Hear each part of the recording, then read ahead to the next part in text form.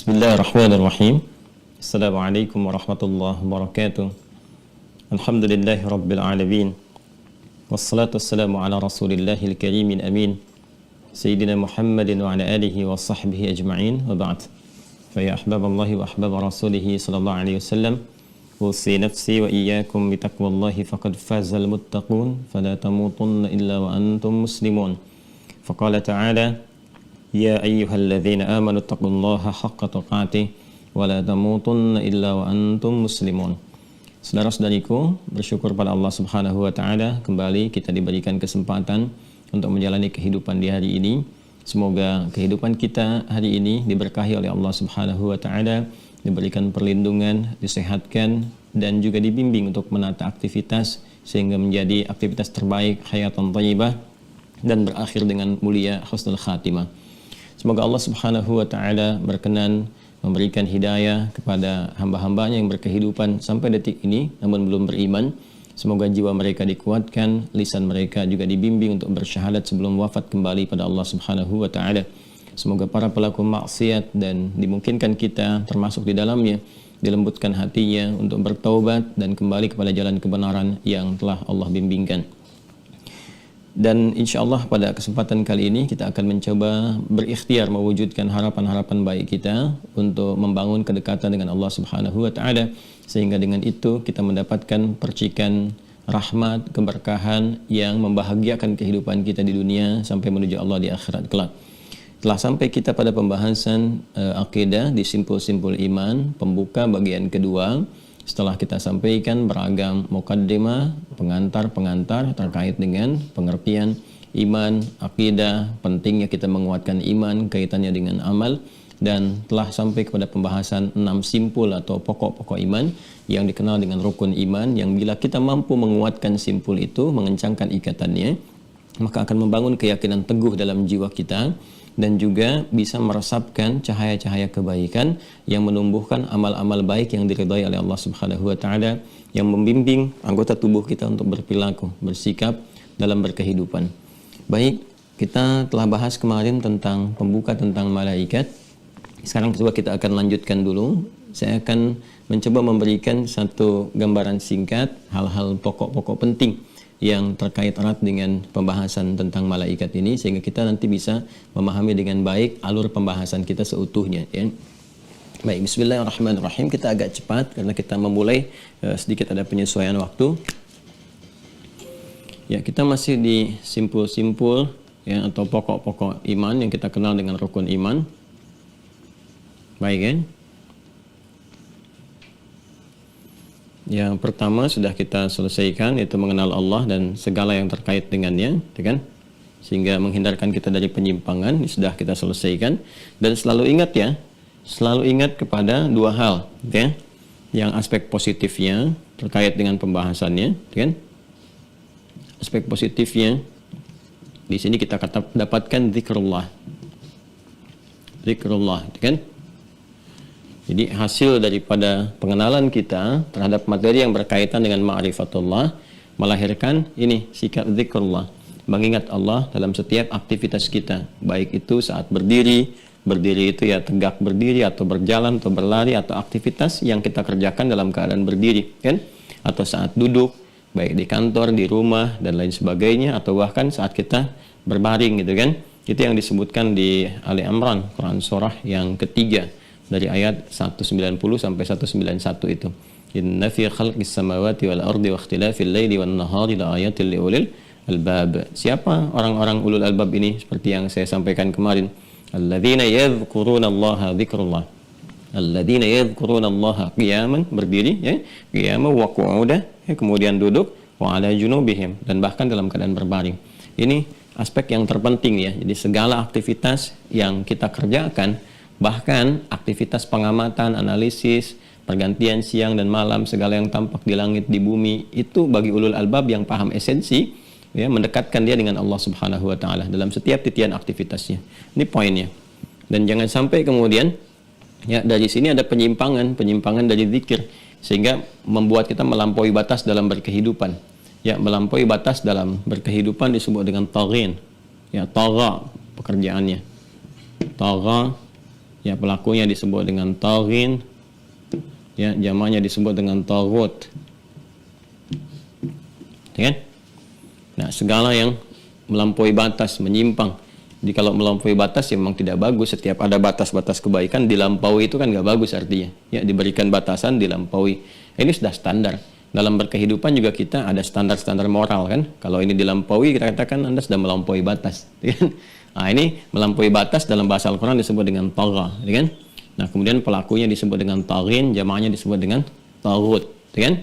Nah, orang-orang yang mendekat kepada Allah dengan zikrullah sehingga terbangun kedekatan dengan Allah Subhanahu wa taala, menjadikan Allah sebagai pelindungnya, kan? Menjadikan Allah sebagai pemerhatinya, menjadikan Allah sebagai pengarah kepada kebaikan-kebaikan dan sebagainya. Itu dalam bahasa Al-Qur'an, bahkan bahasa Arab standar singkatnya disebut dengan wali, seperti yang pernah saya terangkan, kan?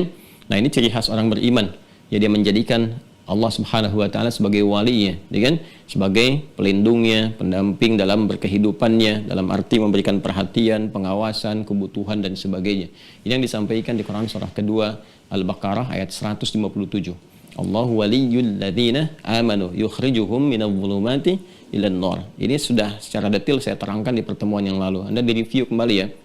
Pertemuan yang lalu ketika saya menerangkan ayat ini sampai ke dalam detail ya, ke dalam jiwa kita. Seperti apa anatomi ya dalam jiwa kita, nur itu apa, zulumat itu apa, jamak dari apa, saya sudah uraikan di pertemuan yang lalu. Silahkan Anda lihat kembali. Sebaliknya, walladzina kafaru awliya'uhumut taghut, ya. Nah, ini disebutkan. Sedangkan orang-orang yang ingkar, nggak mau menguatkan iman, kan? Bahkan melenyapkan cahaya iman dalam dirinya, senang dengan bimbingan kepada fujur atau nafsunya, terprovokasi oleh setan dan sebagainya. Maka perilaku mereka itu akan menyimpang, akan menyimpang gitu kan, dari tagha asalnya. Nah, jadi Allah Subhanahu wa taala saking sayangnya kemudian kan mengutus para rasul, kan? Bahkan kemudian menugaskan makhluk-makhluknya tertentu untuk apa? Untuk membimbing hamba membangkitkan cahaya iman itu kembali, menghidupkan cahayanya dan menjauhkan kemudian dari unsur-unsur provokasi setan dan sebagainya. Maka di antara yang ditetapkan oleh Allah ya untuk mensupport jiwa takwa manusia, cahaya iman. Sedangkan cahaya iman itu kan potensinya ada di potensi takwa, ya. Jadi begitu roh ditiupkan seperti pernah saya jelaskan, kemudian menyatu dengan tubuh kita menjadi nafas, di situ kita bernafas, maka ada dua potensi di situ. Ya, potensi takwa pada jalan kebaikan dan fujur, jalan keburukan, sebetulnya yang menjadi katalis daripada takwa. Asalnya demikian, ya kan? Quran surah 91 Asy-Syams ayat 7 ya. Sampai dengan 10 kalau ingin lengkap. Wa nafsin wa ma sawwaha fa'alhamaha fujuraha wa taqwaha. Ini qad aflaha man zakkaha wa qad khaba man dassaha. Jadi jiwa takwa ini kemudian yang dijadikan sebagai tempat bersemayamnya iman kita, pembawa cahaya. Karena itu kita diminta ibadah itu untuk membangkitkan jiwa takwa kita. Ya, dan selalu bersanding antara iman, amal soleh dan takwa. Ya ayyuhalladzina amanu, iman, kutiba alaikumusiyam, puasa, kan? Itu amal solehnya. Kama kutiba alal ladzina min qablikum, untuk apa? La'allakum tattaqun, untuk membangkitkan potensi jiwa takwa kita sehingga ketika itu bangkit kuat, maka cahaya iman akan menguat dan bisa menerangi jalan kehidupan kita untuk bersikap berperilaku. Ya, karena itu Anda sering temukan dalam Al-Qur'an penyandingan antara iman, takwa, amal soleh, atau bahkan takwa dulu, iman, amal soleh. Demikian sebaliknya, yang saya buat persamaan A sama dengan B sama dengan C, sehingga kita bisa membuat persamaan A sama dengan C atau B sama dengan C. Dzalikal kitabu la raiba fihi hudal lil muttaqin. Siapa orang takwa ini? Alladzina yu'minuna bil ghaib, iman. Bagaimana cara menguatkan iman dan takwa? Wa yuqimunas shalah, amal soleh, ya kan? Dengan salat, wa mimma razaqnahum yunfiqun. Karena itu kalau kita diminta untuk ibadah, sesungguhnya untuk menguatkan jiwa takwa kita, supaya cahaya iman menguat dan jadi pribadi yang baik, dan puncaknya zikrullah. Ya, kita bisa takhalli, kalau kita belajar lebih mendalam lagi, takhalli, melepaskan sifat-sifat buruk, ya kan? Menepikan kegelapan-kegelapan, sehingga dengan itu kita bisa tahalli, mengganti dengan sifat-sifat yang baik, hilyah, hal-hal yang istimewa, yang baik, tampil indah, sehingga tajalli, nampak jelas segala hal yang ada di sekitaran kita ini menghubungkan kita dengan Allah, dengan zikrullah, dengan cara yang benar. Itu yang dimaksudkan ma'rifatullah. Makanya dalam ilmu ma'rifatullah nanti ya ada turunan-turunan spesifik diistilahkan dengan tahalli, tahalli, tajalli. Itu beda titik aja tuh. Ya, tahalli pakai kha, tahalli pakai ha, tajalli pakai jim. Ya, jim ha kha gitu. Tapi ingat jangan salah belajar. Kalau salah ilmu nanti juga repot juga. Nggak bisa kita langsung tiba-tiba lompat ke sini. Ya, zikrullah itu kan nanti ada turunannya, ada ibadah, ada syariat. Jalan terbaik untuk zikrullah itu syariat. Bukan pergi ke gunung, diam di gunung 40 hari, ninggalin keluarga dan sebagainya, interaksi sama beruang, sama harimau, anak sendiri nggak dimandiin gitu kan. Nah, bukan ke situ arahnya. Jadi nanti ada spesifik jalan yang bisa kita tempuh. Ya, yang ini dicontohkan oleh Nabi SAW, dikembangkan oleh sahabat juga, ya, dalam kehidupan mereka dan sebagainya oleh tabi'in, dan para ulama kita merumuskan itu. Ya, ada yang kemudian zikir yang dibaca pasca salat, ada yang dirumuskan untuk sebagai zikir berkehidupan, seperti saya ajarkan di pertemuan yang lalu. Ya. Nah, lawannya ini setiap yang melampaui batas. Jadi Islam itu diturunkan, kan, sebagai pedoman berkehidupan untuk apa? Untuk mengembalikan manusia dari segala yang melampaui batas, dibalikin. Ya, bukan ingin menurunkan misalnya status kehidupan dunia manusia, ya, dari misalnya pejabat tiba-tiba turun dari jabatan, tiba-tiba dari pebisnis yang sukses hilang kesuksesannya. Tidak demikian. Ya, justru Islam mensupport bagaimana jabatan itu memberikan berkah, nilai-nilai kebaikan. Bagaimana harta itu melimpah sekaligus berkah, menebarkan kebaikan-kebaikan dan manfaat. Demikian seterusnya. Karena itu bahkan Fir'aun pun, sefir'aun-fir'aunnya ketika disoal, diutus Musa dan Harun untuk meluruskan, bukan untuk menurunkan jabatannya. Disebutkannya karena melampaui batas. Ya, idhaba ila fir'auna innahu tagha. Itu kan Quran surah ke-20 Taha ayat 43. Idhaba Musa dan Harun, ya, pergilah kepada Fir'aun, ila fir'auna innahu tagha. Dia telah melampaui batas. Ya, Al-Quran tidak menyoal kedudukannya, tapi kedudukan itu diselewengkan sehingga melampaui batas. Dan karena melampaui batas ini, dampaknya kepada rakyatnya, masyarakatnya, itu kan menjadi tidak baik. Ada yang terdolimi, ada yang macam-macam, dan bentuknya sudah melampaui batas lah, hal yang nggak bisa ditoleransi. Maka Allah mengutus keduanya itu untuk meluruskan kembali, sehingga dicintai kembali oleh rakyatnya, ya, sehingga dapat apresiasi, dapat penilaian terbaik, dan jabatannya bermanfaat. Ya, dan indahnya adalah faqula lahu qawlan layyina la'allahu yatadzakkar, ini zikir, oh yakhsha. Balik lagi ke sini. Maka coba dakwahi dengan kelembutan, ya, bicara yang lembut, bicara yang sopan, yang baik. Mungkin dengan kelembutan itu, indah sekali Quran. Ya, nggak diajarkan untuk mencaci, memaki dan macam-macam. Sampaikan dengan kelembutan. Mungkin belum sadar saja, belum tahu bahwa itu sementara. Itu kan jabatan sementara, suatu saat ditinggalkan. Bagaimana kalau meninggalkan legasi yang tidak bagus? Sampaikan dengan bahasa yang lembut. Mungkin dengan kelembutan itu dia mengerti. Ya, kemudian dengan mengerti itu dia merasa khawatir, kan? Muncul ketakutan kepada Allah, lalu ujungnya zikrullah, yatadzakkar, dia mengingat Allah Subhanahu wa taala, au yakhsha. Kemudian sifat khasyahnya itu muncul, ya. Nah, ini poinnya teman-teman sekalian, arahnya ke sini. Jadi, dengan kita mengenal Allah Subhanahu wa taala dengan baik, muncul sifat-sifat kebaikan, online kita dengan sebagai implementasi ibadah kita kepada Allah, saat yang bersamaan kita terhindar dari perilaku yang melampaui batas apapun. Pandangan yang melampaui batas, pendengaran melampaui batas, lisan bertutur melampaui batas. Dalam konteks inilah kemudian Allah Subhanahu wa taala dengan sifat rahmannya, rahimnya menugaskan, memberikan kewenangan, ya, ditugaskan nih makhluk tertentu oleh Allah Subhanahu wa taala untuk mensupport manusia guna menyukseskan risalah kehidupannya, ya, sebagai khalifah di muka bumi. Ya, seperti saya sampaikan kemarin, Allah yang Maha Kuasa, ya, Allah yang raja dari segalanya, menguasai segala hal, Dialah Malik, gitu kan? Ya. Malikul mulki qulillahumma malikal mulki, gitu kan? Dan dia Malik yaumiddin, kita bisa baca dengan pendek atau panjang, gitu kan? Raja di raja, raja segalanya, yang menguasai segala hal, yang punya kekuasaan al-mulk, ya. Punya kekuasaan tanpa batas, yang dahsyat, yang tertinggi dan sebagainya. Kan, memberikan kewenangan, memberikan tugas, ya, terhadap satu hal yang diantara tugas itu adalah mensupport hal-hal yang terkait dengan misi kehidupan manusia, khususnya untuk membangkitkan jiwa takwanya, ya, memberikan dorongan kepada jiwa takwa supaya muncul, supaya tersupport, ya, bagaimana caranya ketika kita diminta untuk sholat dengan adzan Allahu Akbar, jiwa takwa kita langsung hadir, bangkit, ya, disupport ya oleh makhluk ini. Ayo support, dekatkan diri kepada Allah. Ingat sekarang sudah adzan, ya, sudah adzan. Nah, kita itu tersupport. Akan ada perasaan begitu kan? Begitu kita melihat orang baca Quran, pengen ada support dalam jiwa kita. Nah, karena manusia yang disupportnya itu jiwa takwanya, jiwa takwa, ya kan? Tadi lawannya fujur kan? Karena ini jiwa takwanya, maka makhluk yang ditugaskan oleh Allah pun diberi kewenangan untuk mensupport itu, ya harus sama-sama punya satu chemistry. Ya, harus seiringan juga dengan jiwa takwa itu. Dan satu-satunya makhluk yang dicipta oleh Allah Subhanahu wa taala dengan materi terbaik, kan membangkitkan cahaya, berarti harus ada dari cahaya kan? Awas, ini bukan otak-atik ya. Kalau kita membaca Quran dengan teliti, dengan benar, kemudian melihat kepada keterangan hadis, kita akan mendapati alur ini sangat indah sekali, luar biasa, gitu kan? Nah, karena tugasnya adalah membangkitkan takwa mensupport iman sehingga muncul cahaya, ya. Bahasa Qur'annya nuruhum yas'a baina aydihim wa bi aymanihim, keluar cahaya. Bahkan di akhirat pun dibangkitkan dalam keadaan bercahaya. Ya ghural muhajjalin, ya tud'a ummati yaumal qiyamati ghural muhajjalin min atharil wudu. Ya, kata Nabi, umatku akan dipanggil, dibangkitkan di hari kiamat, ya, dengan bercahaya, kelihatan cahayanya. Cahaya apa? Di antaranya cahaya wudu, ya. Dan cahaya wudu itu ada yang memahami dengan hakiki, ya hakiki itu ya sering berwudu, bercahaya. Ada yang memahami dengan majazi, kiasan. Ya, wudu itu kan ya di syariat, ditetapkan oleh syariat itu untuk apa? Menjaga kesucian diri. Dampaknya apa? Memperbaiki perilaku. Jadi orang wudu itu bercahaya, cahayanya bukan hanya cahaya membasahi bagian tempat wudu ya. Tapi ini gambaran syariat yang melatih bagian tubuh kita itu dengan wudhu itu jadi suci, jadi bersih, jadi bersikap baik. Jadi fungsi wudhu selain membersihkan kotoran fisikal, juga menghilangkan noda-noda yang sifatnya non-fisik ya, dalam diri kita, kotoran-kotoran dosa. Makanya di hadis Muslim kan ketika kita berwudhu dengan benar, kan jatuh kotoran-kotoran sekaligus noda-noda dosa-dosa yang melekat pada anggota tubuh itu. Sehingga setelah kita wudhu, kita kan bertobat.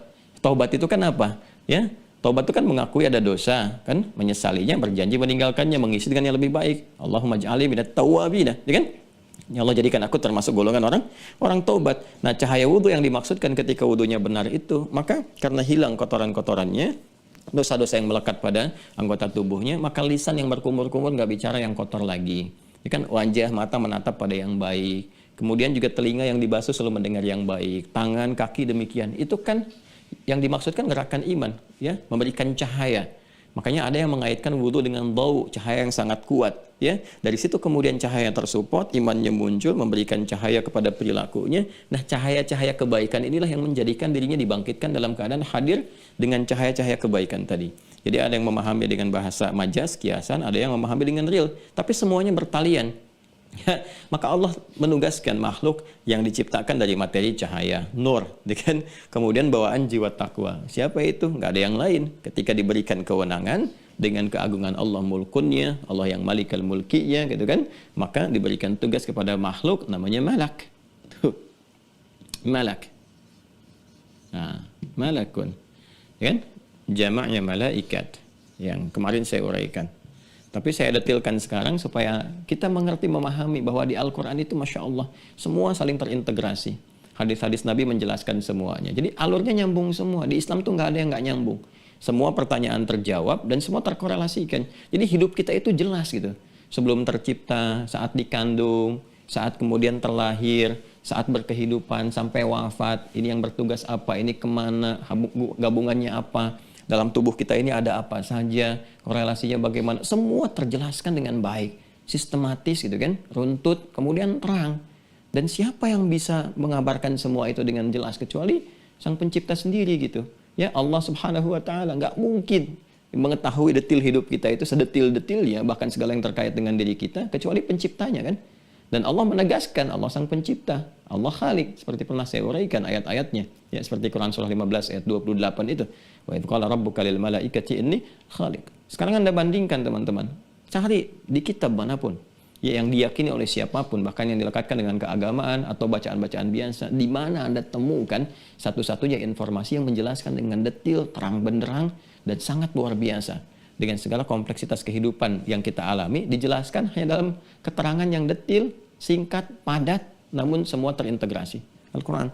Fabi ayyi ala'i rabbikuma tukadziban. Maka kita butuh bukti apa lagi untuk menunjukkan kebenaran dari syariat Islam? Kecuali kalau kita mau mengajinya gitu kan, dengan ilmu yang didasari kebenaran, kita akan dapati itu. Kalau mencari pembenaran susah. Ini yang dimaksudkan Quran surah ketiga Ali Imran ayat 18. Syahidallahu annahu la ilaha illa huwa wal malaikatu wa ulul ilmi, tapi qa'iman bil qist. Ya, para pencari ilmu yang didorong untuk mencari kebenaran, bukan membenarkan apa yang ia pengen gitu kan, tapi mencari kebenaran sampai mendapati realitanya. Dia akan mendapati bahwa sesungguhnya Allah adalah Tuhan yang hak. Syahidallah pada akhirnya akan bersyahadat tuh. Ya. Nah, itu terbuka. Bahkan hebatnya, dahsyatnya, pada titik itu pun Allah tetap dengan keadilan yang mengatakan la ikraha fiddin, nggak ada paksaan, cuma kalau pulang bertanggung jawab, gitu kan? Nggak ada paksaan, lakum dinukum waliyadin, cuma kalau pulang apa? Bertanggung jawab, gitu kan? Nah ini teman-teman sekalian, ya Allah Malik, ya, Malikin Nas, Malik Yaumiddin, yang memiliki mulk, ya, kekuasaan, kerajaan, segalanya tanpa batas gitu kan, kuasanya. Kemudian memberikan kewenangan, makhluk yang diberikan kewenangan untuk mengerjakan sesuatu, dan dinamakan dengan malak, jamaknya malaikat, ya kan? Kemudian dia diciptakan dari cahaya, kemudian juga memiliki sifat takwa, ya, sifat-sifat kebaikan yang tidak mungkin menyimpang. Nah, malaikat ini sebelum kita detilkan lebih jauh, saya ingin memberikan clue dulu ya, kunci-kunci kepada teman-teman semua dan kepada kita seperti yang guru-guru saya juga pernah ajarkan supaya kita mudah memahami alurnya gitu, ya. Nah, ini sudah kita pahami ya. Jadi malaikat itu ya, ini bentuk jama, bentuk tunggalnya malak. Malak ini akarnya dari sini, malak kayak meliku gitu kan. Nah, ada kemudian malik, mulkun, ada milkun. Milkun sudah saya terangkan kemarin ya, milik diserap dalam bahasa Indonesia, kepemilikan yang sifatnya sementara, kecil, nilainya yang hancur, sementara punya Allah mulkun yang tinggi, rafa, tinggi, besar, banyak, yang selalu abadi sifatnya, gitu kan? Nah, makhluk yang diberi kewenangan untuk mengerjakan tugas tertentu, ini malak, kan? Jamaknya apa? Malaikat. Nah, ini karena bawaannya sifat takwa, maka pertama disifati oleh Allah di Quran surah ke-66 At-Tahrim, di akhir ayat yang ke-6 ya. Akhir ayat 6. Quran surah 66 At-Tahrim ayat yang ke-6 di penghujungnya, ya. Bawaan takwa ini yang menjadikan ini malak atau jamaknya ya, malaikat, la ya'sunallaha ma amarahum wa yaf'aluna ma yu'marun, ya. Maka ciri khasnya satu, tidak bermaksiat, tidak menyimpang, ya. La ya'sunallaha ma amarahum.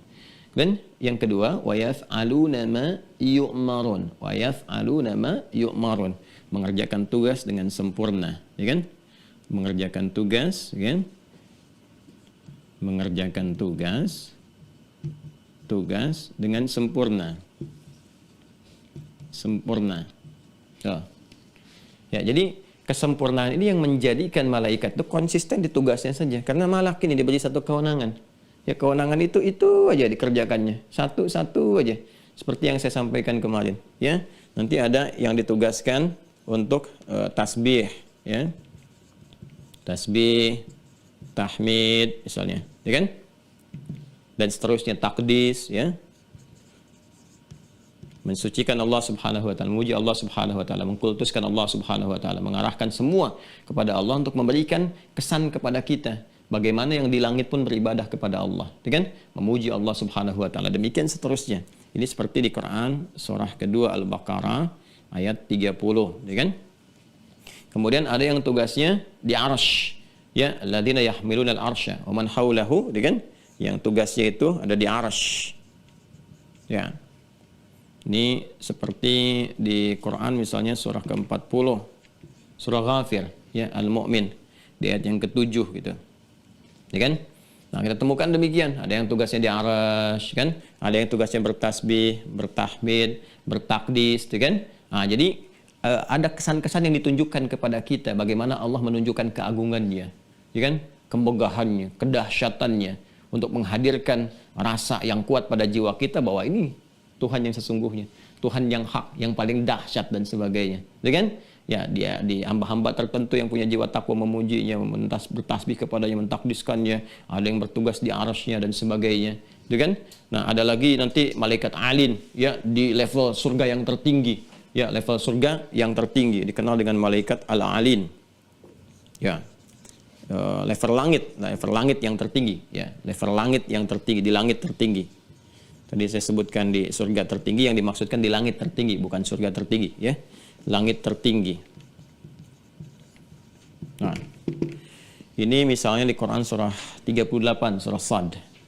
Ya, Quran surah 38, surah Sad, di ayat 75. Ya. Qala ya iblisu ma mana'aka an tasjuda lima khalaqtu biyadi. Ya kan? Ya. Astakbarta am kunta minal alin. Ya kan? Ada ayatnya di penghujungnya, astakbarta am kunta minal alin. Ya, ketika Allah kemudian ya mengonfirmasikan, ya Allah maha tahu, cuman didengar oleh lisan makhluknya sendiri supaya diketahui oleh makhluk yang lain dan dia nggak bisa ngeles. Ya, ketika Allah kemudian menyoal, hei iblis, nanti kita lihat siapa itu iblis. Kenapa kamu nggak mau hormat, ya kan? hormat kepada makhluk yang aku ciptakan sendiri, ya, aku ciptakan dia, itu karena aku. Dan perintah hormat pun, sujud hormat tuh ya untuk sebagai kepatuhan kepadaku. Nanti di ayat lain kita akan temukan. Ya, bukan karena yang lain. Nanti di Al-A'raf ya, di ayat 11 ya sampai dengan 12 kita temukan ma mana'aka alla tasjuda ya amartuk. Kenapa engkau tidak mau sujud ketika aku perintahkan? Itu perintahku sujud itu. Bukan karena Adamnya, bukan karena yang lainnya, karena perintahku. Kok kamu nggak taat kepada perintahku gitu kan? Nah, astakbarta am kunta minal alin, kembali ke surat Sad ayat 75. Astakbarta, engkau itu sombong, gitu kan? Am kunta minal alin, engkau merasa berada di langit tertinggi, bertugas dengan malaikat-malaikat yang lain di langit tertinggi. Jadi ada yang tugasnya di langit tertinggi, ya Allah alam, semoga nanti saat kembali kepada Allah kan kita nanti Masya Allah akan mendapati suasana yang sangat indah. Ada hamba yang diberi kesempatan menatap Allah sehingga berbinar, bukan karena masuk surganya, tapi gembira ketika diberi kesempatan menatap Rabbnya tanpa sekat.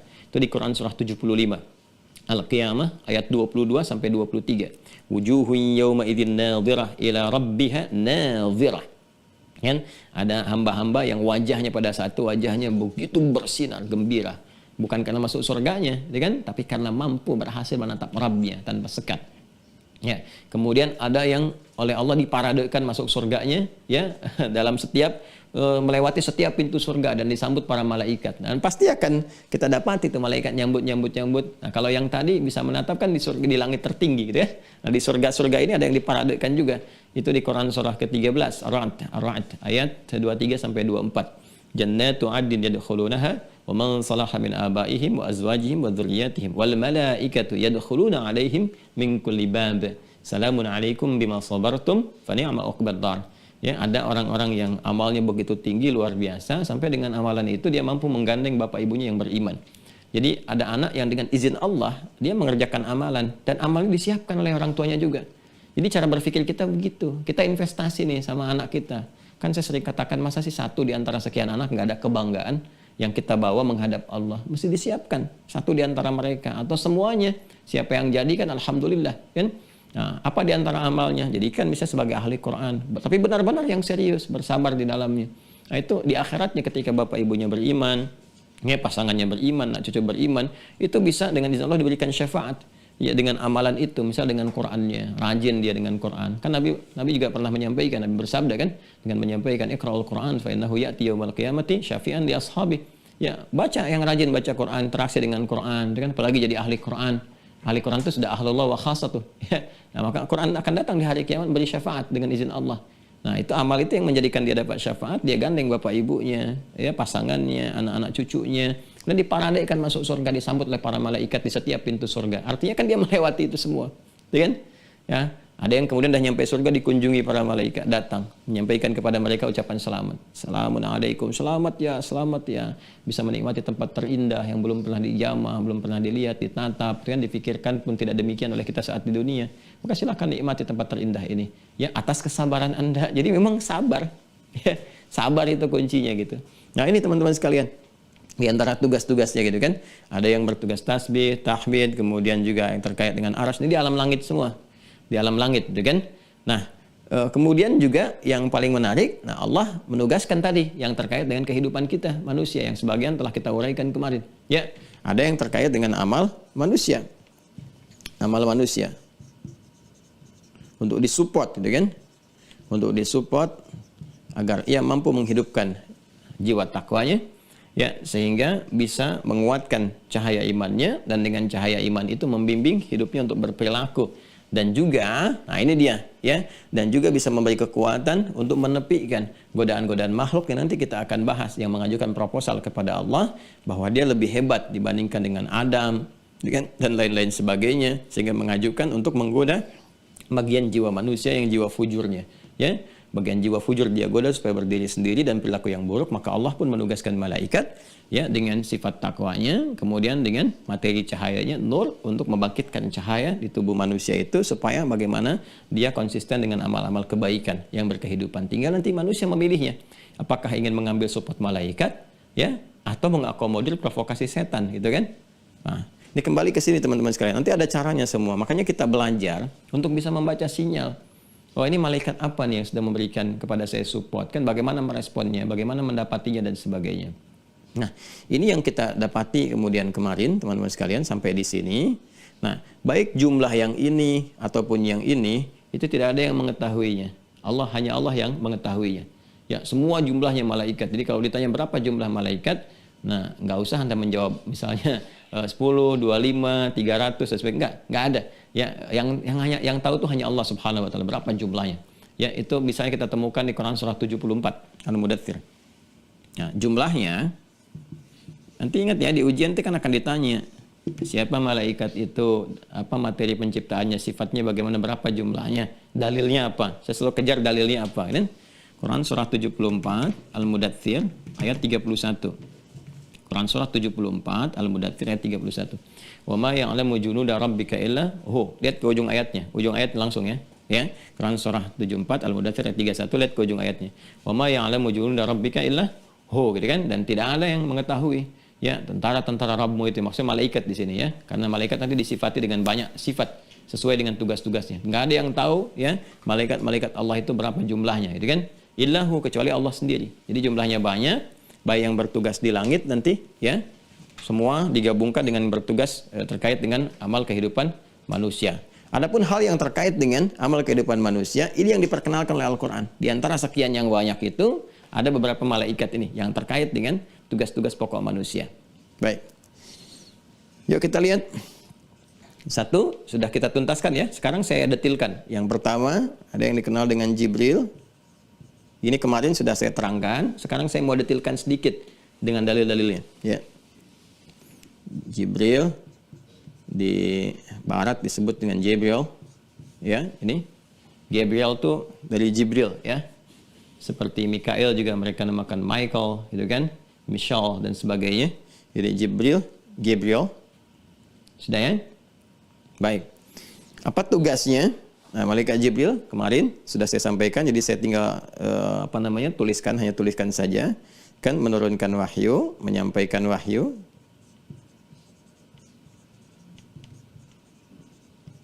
Wahyu kepada Rasulullah ya sallallahu alaihi wasallam. Jelas ya? Gini. Satu ini menyampaikan wahyu kepada Rasulullah. Semua rasul-rasul yang mendapati wahyu dari Allah Subhanahu wa taala ya wahyu-wahyu itu diturunkan ya, malaikat yang ditugaskan untuk menyampaikan Muhammad sallallahu alaihi wasallam dengan tugas Jibril sebagai ya pemimpin malaikat. Ini sudah saya terangkan kemarin ya. Jadi saat Nabi SAW diutus sebagai Rasul terakhir, paling istimewa, ya kan? Ketetapan wahyu di hari yang istimewa, Jumat jadi langsung istimewa, malamnya jadi istimewa, malam Al-Qadar, bulannya istimewa, kemudian bulan Ramadan, ya kan? Lahirnya di tempat yang istimewa, dekat Ka'bah dan sebagainya. Maka ketika Jibril ditugaskan pun kemudian untuk menjadi malaikat penyampai wahyu, teruskan gitu kan, menyampaikan risalah wahyu kepada Nabi Muhammad, maka statusnya pun naik jadi pemimpin malaikat. Itu yang saya sebutkan kemarin di Quran surah ke-97 ayat yang keempat.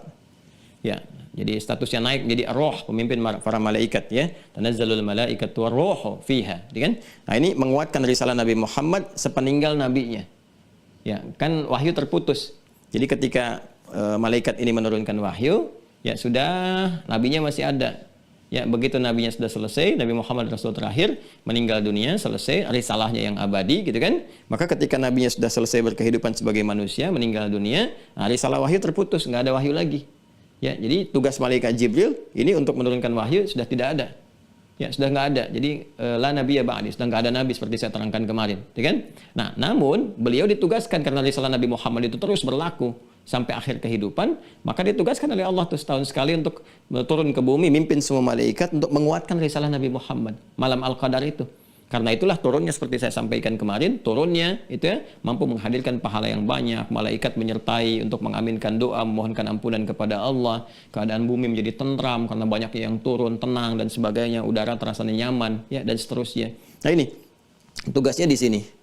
Nah, kita perlu luruskan bahwa ada informasi-informasi yang tidak tepat tentang Jibril yang sebelumnya dikarang-karang oleh orang-orang Yahudi ya pada masa itu, ya, teman-teman sekalian, yang kemudian diteruskan. Yang anehnya juga itu diserap oleh catatan-catatan tertentu, bahkan diyakini menjadi bagian dari keyakinan. Itu langsung mendapatkan pembelaan dari Allah Subhanahu wa taala dan dijelaskan Ya, satu saat orang-orang Yahudi datang menyoal kepada Nabi Muhammad SAW, bertanya, menguji beliau tentang malaikat. Mereka tahu sebetulnya, ya seperti saya terangkan di keterangan yang lain, kan, bahwa mereka mengetahui Nabi Muhammad itu Rasul yang diutus, bahkan mereka menantikannya, bahkan mereka lebih kenal Nabi Muhammad dibandingkan bahkan dengan anak mereka sendiri. Di Al-Baqarah ayat 146, alladzina atainahumul kitaba ya'rifunahu kama ya'rifuna abna'ahum wa inna fariqan minhum la yaktumunal haqqa wa hum ya'lamun. Kan, sungguh mereka mengetahui Nabi Muhammad SAW dengan tanda kenabiannya dari sejak beliau kecil, dari usia 12 tahun sudah tahu stempel kenabian, tahu tanda-tanda alam yang menegaskan kenabian. Kemudian dikuatkan juga oleh Waraqah bin Naufal, kan, bagaimana didapatkan di dalam kitab-kitab sebelumnya, dituliskan di kitabnya itu ada dituliskan tanda tanya begini, ya, di masanya begini, masa dia diutus akan seperti ini, datangnya begini.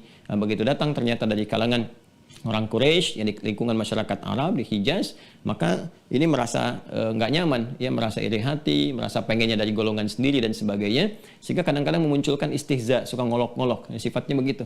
Ya, nyeleneh gitu. Ya, sudah ada umat nyeleneh masa lalu. Kalau kita baca Quran di Al-Baqarah aja, kita temukan. Apa di antaranya? Ya, mereka nyampaikan yang nyeleneh untuk menguji juga. Gimana sih, segimana ilmunya Nabi gitu ya. Maka mereka mengatakan, ini nih, Jibril nih, malaikat barbar, malaikat yang suka bawa kekuatan aja, tukang perang dan sebagainya, dan seterusnya. Ini kan? Nah, sementara yang rahmat tuh yang Mikail dan seterusnya. Itu ada di riwayat-riwayat yang sampai kepada kita bisa lacak. Maka turun kemudian langsung pembelaan dari Allah Subhanahu wa taala, menerangkan siapa Jibril ini, ya, bagaimana dasar sifat malaikatnya yang tidak mungkin maksiat dan seterusnya. Maka turunlah di antaranya Quran surah ke-2 Al-Baqarah ayat 98. Ya. Kemudian juga kita dapati Quran surah ke-26 Asy-Syu'ara ayat 193. Silahkan dicek di mushafnya ya, kalau Anda yang kurang tepat langsung diberi isyaratnya ayat 194. Nanti kita bacakan. Ya. Kita bacakan yang ini dulu, misalnya yang bawah nih, Quran surah 26 Asy-Syu'ara ayat 193. Ya, sampai 194. Ada ayatnya? Nazala bihi ruhul amin. Ada? Ada ayatnya? Nazala bihi ruhul amin ala qalbika la takuna minal munzirin. Ya? Baik, nazala bihi ruhul amin, ya. Nah, ini yang mengonfirmasi tugas malaikat Jibril itu, ya, bukan tugasnya membawa kesan peperangan, bahkan nanti yang paling fatal adalah bekerja sama dengan anak iblis itu kan, untuk mengudeta kekuasaan Tuhan. Ya, repot juga ini. Ya, kalau Anda lihat gambaran yang disampaikan di beberapa dokumen, catatan, sampai dengan dibuat film dan sebagainya, yang Konstantin itu kan, yang diperankan Keanu Reeves yang saya sampaikan kemarin itu, ya, bagaimana digambarkan malaikat Jibril berkongsi, bekerja sama dengan anak setan, anaknya Lucifer gitu kan. Kemudian untuk mengkudeta bapaknya gitu, lalu menantang kekuasaan Tuhan. Dan ini susah masuk akal gitu. Gimana masuk akalnya Tuhan dikalahkan oleh setan, itu kan aneh gitu. Bagaimana Tuhan dikalahkan oleh setan? Itu ada loh catatannya. Ya, di kitab tertentu, kepercayaan tertentu itu ada. Ya, saya kalau berdialog bisa kita jelaskan lebih detail. Ya, cuman kalau monolog kan kita gambarkan secara umum untuk menguatkan keyakinan kita seperti ini. Ya, sebab sekarang sensitif gitu, serba tersangka. Jadi kalau ada apa-apa agak repot gitu kan. Kecuali kalau kita berdialog, tapi ini argumentatif. Anda nggak akan bisa menyoal dari sisi manapun kecuali keilmuan. Kalau kita ingin berdialog, kita buka ke semuanya. Kelihatan. Tapi untuk menemukan kebenaran, bukan untuk mencari pembenaran. Tetap di ujung pun kita mengatakan lakum dinukum waliyadin. La ikraha fid din. Ya kan nggak ada salahnya. Kita menemukan kebenaran kan diskusi, itu biasa di dunia riset. Ya kan? Bahkan di dunia ilmiah pun ketika menemukan satu penemuan kan diskusi dulu. Ya, yang benar itu yang diikuti, semua terbuka. Ya, dan agama itu segalanya dibandingkan dengan perangkat materi yang kita dapati. Ya, masa untuk mendapatkan satu penemuan dunia aja kita mengembangkan logika yang tinggi, yang tajam, berdiskusi, kan membawa riset ilmiah, mencari pembuktian dari hipotesa, jadi ilmu dan sebagainya. Agama kan yang tertinggi karena mengatur roh kita, fisik kita, akal kita. Ya, gunakan logika yang sama, bahkan kalau perlu lebih tajam. Dengan objektif, dengan keilmuan, dan gak ada yang paling indah kecuali di Islam. Ketika sampai pada titik yang paling benar pun Anda menolaknya, ya lakum dinukum waliyadin, la ikraha fid din. Makanya nggak ada alasan untuk marah, ya kan? Mau marah gimana? Mau maksa juga enggak. Ya, kita kan cuma menjelaskan, nih ada keterangan begini, yuk sama-sama uji, dari Anda bagaimana, kita bagaimana, yuk kita cari pembuktiannya sampai ketemu. Setelah ketemu pun lakum dinukum waliyadin, ya, la ikraha fid din, ya kan? Perbedaannya jangan menghalangi kita untuk minum teh bersama, gitu kan? Olahraga bersama, silahkan, tapi kita mencari kebenaran. Indah nggak? Di mana ada ajaran seperti itu? Ya kan? Jadi kalau kita balik ke sini indah sekali. Maka di sini diterangkan nazala bihi ruhul amin. Nah, diterangkan oleh Allah Subhanahu wa taala, malaikat Jibril ditugaskan untuk menurunkan Al-Qur'an. Ini konfirmasi penguatan kepada risalah Nabi Muhammad SAW. Tapi yang paling menarik ruhul amin. Roh kan pemimpinnya. Ya, kalau dilekatkan pada malaikat itu pemimpinnya. Al-amin, kenapa muncul sifat amin di situ? Ya, untuk membantah ya bahwa ada kesan ini loh, ya malaikat gagal gitu. Ya, malaikat fall angel gitu kan, malaikat yang gagal ya karena bekerja sama dengan makhluk yang lain ya, apalagi kesannya dengan anak setan untuk memberontak kepada Tuhan dan sebagainya. Sehingga yang paling menarik itu ini malaikat bisa dipatahkan sayapnya sama Bapak Iblis, kan jadi lucu gitu. Bagaimana itu bisa ada melawan Tuhan, mengalahkan Tuhan dan sebagainya. Ini ada sesuatu yang penting untuk diluruskan ya. Maka Allah menyampaikan ini nggak ada kesan maksiat dari malaikat karena punya jiwa la ya'sunallaha ma amarahum wa yaf'aluna ma yu'marun. Maka dia sifatnya al-amin, menunaikan tugas dengan sempurna ya, nggak pernah menyimpang, nggak pernah korupsi. Kan sering saya tanyakan kan, pernah dengar nggak malaikat Jibril korupsi ayat? Kan tidak gitu ya, sempurna diturunkannya, nggak akan tertukar. Ini juga membantah orang di kemudian hari yang mengatakan Rasulullah itu sebetulnya itu malaikat Jibril salah menurunkan wahyu. Harusnya bukan pada Nabi Muhammad, harusnya pada Ali bin Abi Thalib, harusnya pada ini, pada itu. Itu yang keliru. Ya, tetap jangan mengangkat lebih daripada kemuliaannya. Kita mencintai sahabat Ali bin Abi Thalib, keluarga Nabi sallallahu alaihi wasallam, Masya Allah, dengan cinta yang sangat luar biasa. Ya, menjaga, kemudian memuliakan dan sebagainya. Tapi jangan sampai kita merendahkan mereka dengan cara yang tanpa kita sadari. Mengangkat berlebihan, mengkultuskan, mengangkat sebagai lebih di atas kemanusiaannya. Ya, itu yang mencederai gitu, bahkan bisa menyakiti Nabi Sallallahu Alaihi Wasallam. Ada yang kalau kita baca ada itu di informasi sejarah yang masuk ke kita yang dituliskan bahkan menjadi sebuah doktrin gitu kan.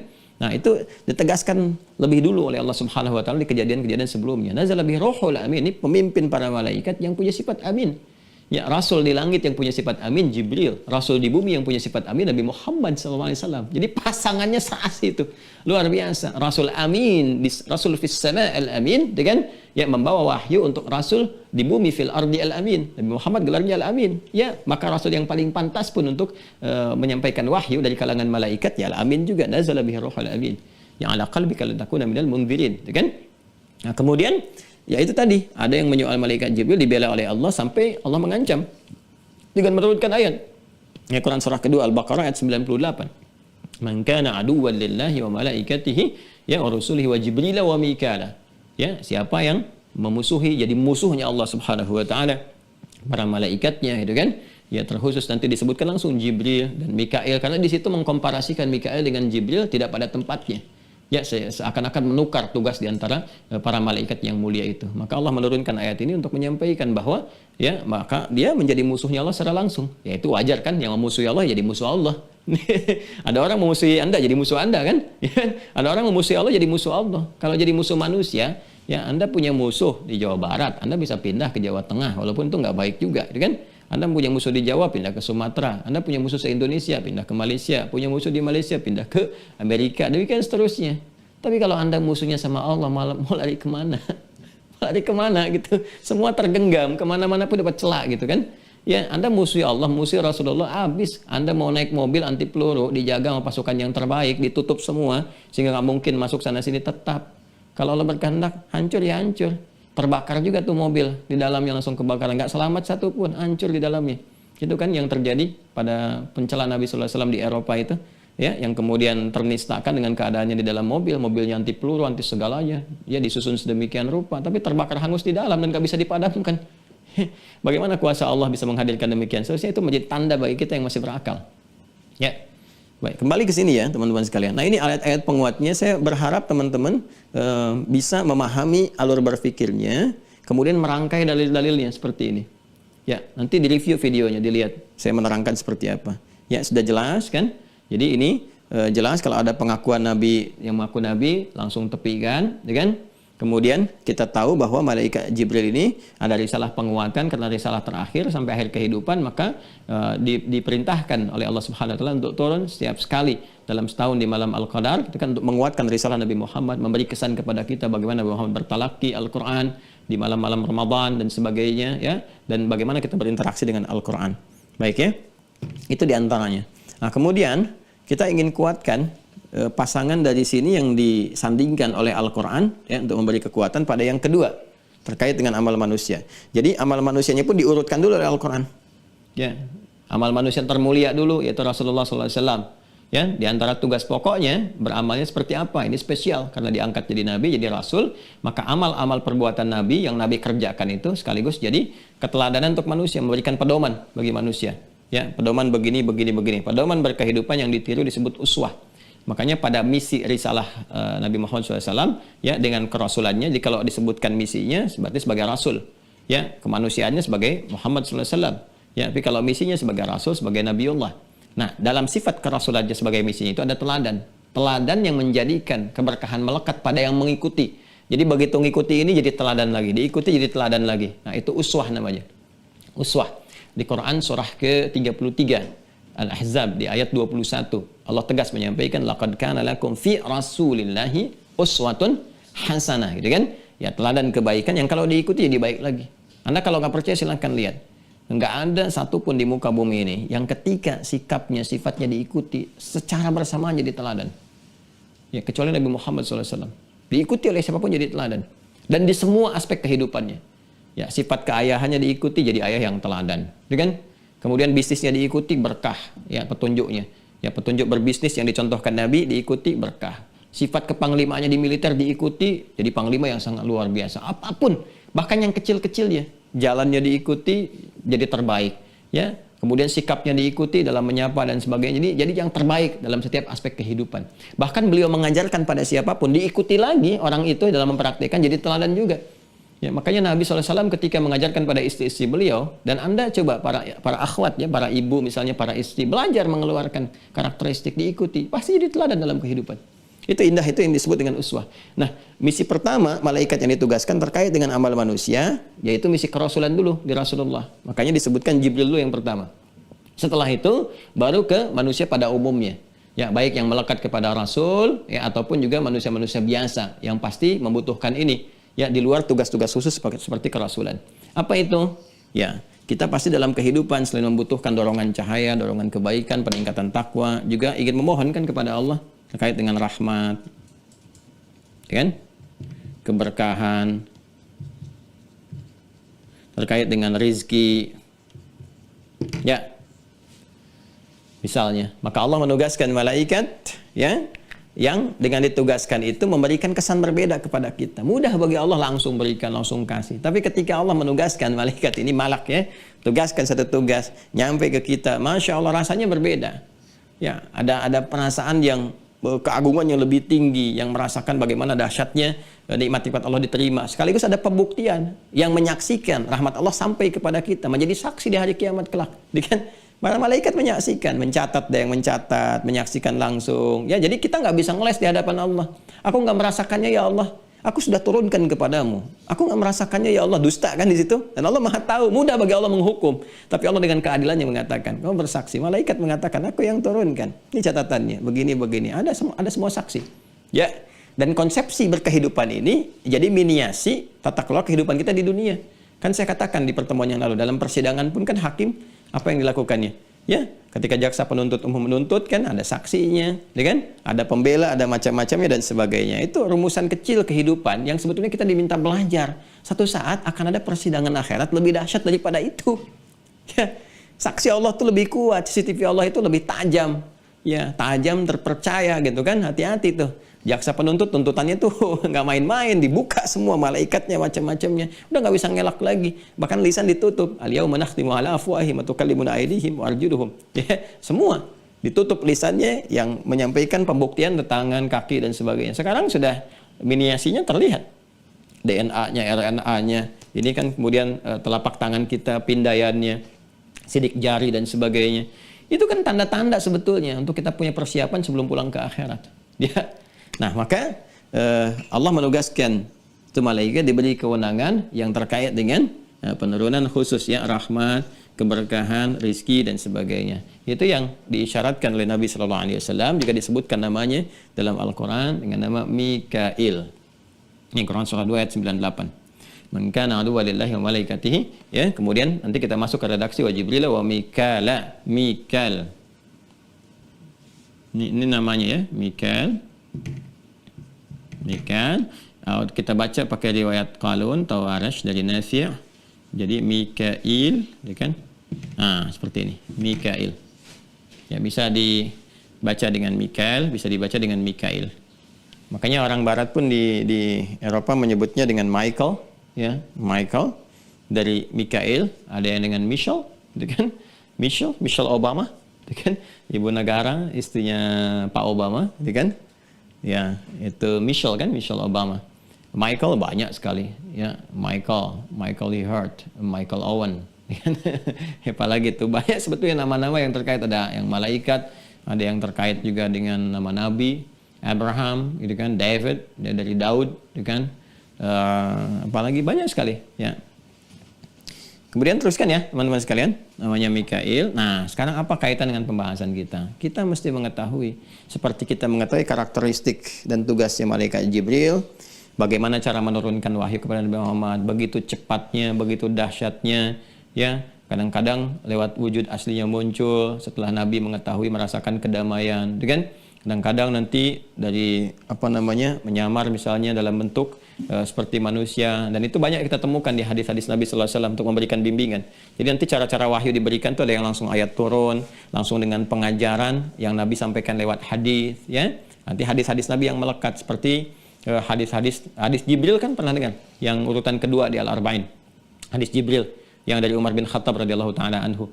Ya, an Abi Hafs Umar bin Khattab, an Abi Hafsin Umar bin Khattab radhiyallahu taala anhu qala bainama nahnu julusun 'inda Rasulillah sallallahu alaihi wasallam idh tala'a alaina rajulun syadidul bayadi thiyabi syadidus sawadis sa'ari la yura alaihi atharus safari.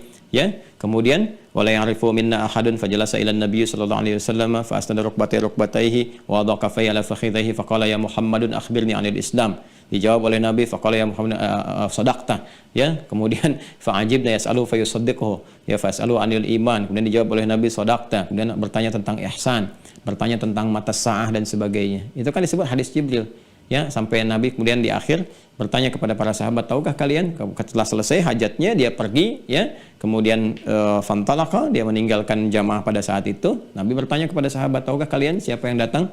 Atadruna man ata, ya. Mereka menjawab, Allah Rasulullah alam, huwa Jibril atakum yu'alimukum dinakum. Ya, dia Jibril sedang menyamar, ya, menjadi seperti kita, dan mengajarkan kepada kita pokok-pokok agama. Makanya muncul hadis tentang Islam, iman, ihsan, dan tanda-tanda kiamat. Itu dikenal dengan hadis Jibril. Jadi cara wahyu itu ada yang seperti itu, ya. Nah, itu disebut nanti makna-makna yang disampaikan tadi, jawaban-jawaban yang sampai nanti oleh Nabi sendiri dijawabnya, dikonfirmasi oleh malaikat, kan? Nah, itu nanti yang disebut dengan hadis, diikuti dengan sunnah. Kalau langsung dari firman Allah disampaikan, ditanamkan pada jiwa Nabi, dibimbing oleh malaikat Jibril untuk bisa dibacakan, nah itu nanti yang menjadi Al-Quran, ya, yang menjadi pedoman inti dalam berkehidupan kita. Nanti kita bahas kepada teknis-teknis, karena ini terkait dengan aspek kerasulan. Nanti saat masuk Rasul kita perdalam seperti apa, ya. Tapi intinya adalah nggak akan terjadi lagi yang seperti itu, nggak ada Nabi lagi, karena selesai tugasnya, ya. Nah, kemudian yang ini kita pun perlu tahu karakternya bagaimana, ya, malaikat rahmat, malaikat pembawa berkah, rezeki dan sebagainya. Kaitannya apa? Kaitan dengan selalu dengan permohonan kita, ya. Kan umumnya kita selalu mengharapkan kan rezeki yang berlimpah. Rezeki itu kan nanti banyak, ada yang sifatnya materi dunia, itu kan harta, berupa harta. Ada yang kedudukan, jabatan, ya kan? Ada yang keturunan. Ya.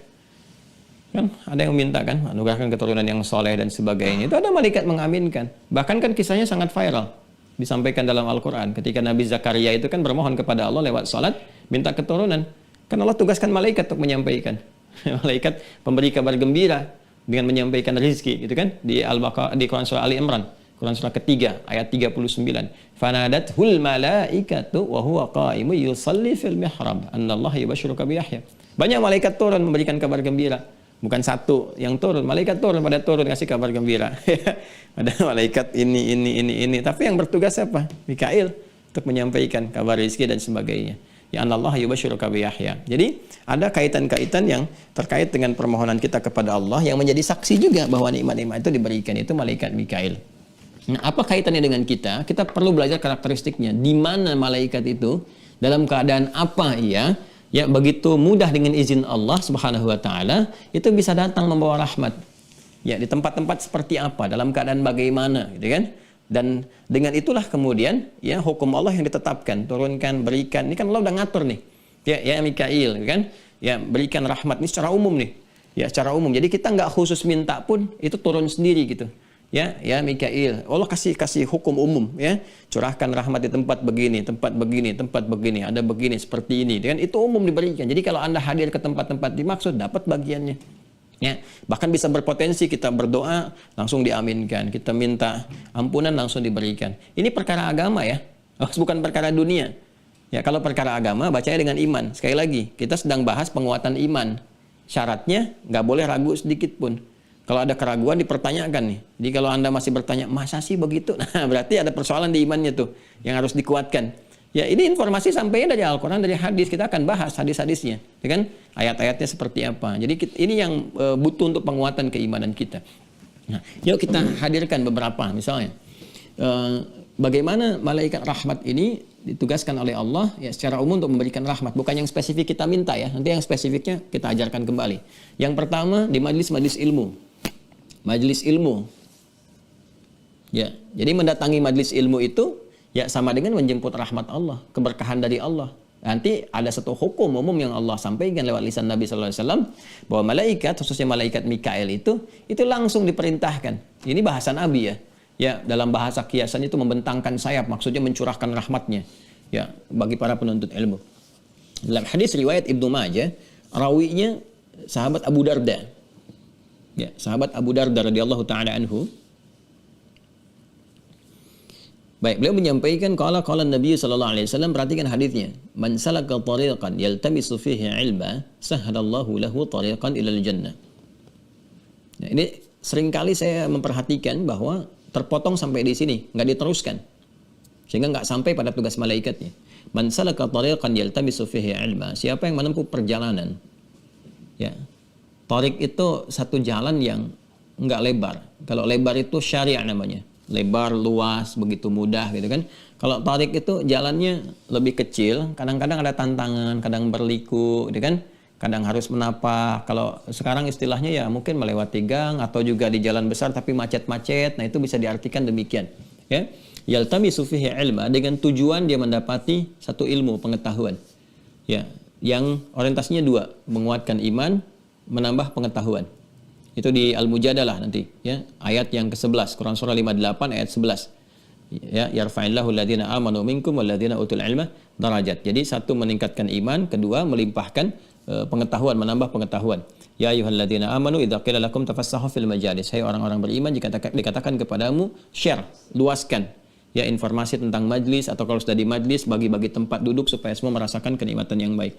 Majlis itu tempat yang bisa mengangkat kita secara terhormat, dari kata jalasa. Jalasa asalnya bukan duduk, tapi berpindah dari tempat yang rendah ke tempat yang tinggi. Lawannya disebut qa'ada, berpindah dari tempat yang tinggi ke posisi yang rendah. Ya, tempatnya disebut maq'ad kalau qa'ada, kalau jalasa disebut majlis. Ya, makanya ada majlis ilmu. Kenapa dilekatkan dengan kata ilmu, kata majlis? Maksudnya kalau mencari tempat untuk mendapatkan ilmu, cari tempat yang mengangkat derajat kita. Ya, bukan merendahkan diri kita atau bahkan mengacaukan ilmu kita. Cari tempat yang mengangkat derajat kita. Pertama apa? Iman. Jadi kalau mau belajar, cari yang menguatkan iman kita, bukan yang meruntuhkan iman. Ya, jadi kalau Anda cari guru, misalnya, saya pun demikian mencari guru, cari yang menguatkan iman, bukan meragukan iman kita. Oh, kita belajar kok disuruh meragukan iman kita. Ya, setelah itu yang paling aneh kan meragukan keislaman, kesempurnaan Islam. Islam itu nggak sempurna, begini, ini aneh itu. Itu bukan majlis namanya, itu kan? Itu bukan majlis. Baik ya. Nah, kemudian menambah keilmuan kita, wawasan kita, supaya wawasan luas, nggak mudah berselisih, paham esensi, ya, menguatkan bagaimana cara kita ibadah. Nah, pada yang seperti itu disebut majlis namanya. Jamaknya disebut majalis. Nah, orang yang berusaha untuk mendapatkan pengetahuan yang meningkatkan imannya, menambah wawasannya, pengetahuannya, kemudian datang ke majlis ilmu, dia terhubung dengan majlis ilmu, dengan apa yang terjadi? Sahhalallahu lahu tariqan ilal jannah. Semua usaha dia untuk mendapatkan itu dinilai oleh Allah yang memudahkan langkah dia ke surga. Dihitung, kata Nabi itu dilihat tuh. Ya, bagaimana dia bersusah payah mendapatkan ini, mendapatkan itu, ya. Nah, itu belum masuk dulu di para ulama pembahasan babul online. babul ittisal mubasyir, bab ngaji online. Nah, itu belum ada bahasan di ulama klasik. Apakah bisa dimaknai di tafsir hadis ini? Ya, kalau kita bawa pemaknaan umumnya masuk tuh.